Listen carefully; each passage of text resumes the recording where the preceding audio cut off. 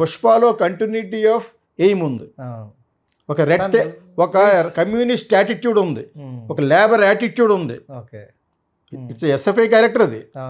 అతను communist character.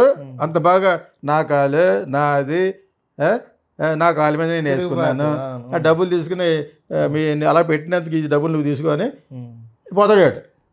రసుకున్న బిస్కెట్లు తింటున్నాను. బ్రహ్మాండంగా కన్సీవ్ చేసిన క్యారెక్టర్ అది. ఆ అబ్బాయి కూడా వండర్ఫుల్గా యాక్ట్ చేశాడు. ఒక పక్కన ఆ రోజుల్లోనే కోవిడ్లో రిలీజ్ అయిన సినిమా పుష్ప 1, అది ఆపద్ధర్మంగా ఆడింది కాబట్టి మళ్ళీ 2వ సినిమా తీశారు, ఎక్కడికో వెళ్ళిపోయింది. అతను ఇది పగడగొట్టడానికి రకరకాల శక్తులు, చిరంజీవి ఫ్యాన్స్, పవన్ కళ్యాణ్ ఫ్యాన్స్, ఎంతమంది చేసినా మా ఒక్క ఛానలే అతను సపోర్ట్ చేసింది. పుష్ప 2 అంటే చిన్నప్పటి నుంచి తెలిసినాక. పుష్ప 2తో కంపేర్ చేస్తే దీంట్లో ఏంటి మిస్టేక్ ఏంటి? పుష్ప 2లో కూడా పెద్ద లేదు, పుష్ప 1లో ఉంది విషయం. పుష్ప 2లో ఏముంది, ఒక క్షమాపణ అడగడం, సగం సినిమా అంతా సారీ అడగడం, తర్వాత లారీలు వెళ్ళటం, సరుకు అమ్ముకోవడం. అంటే పుష్ప 2లో అసలు ఏమీ లేదు, దానికి ఉన్న పేరుతో ఇది ఆడేసింది.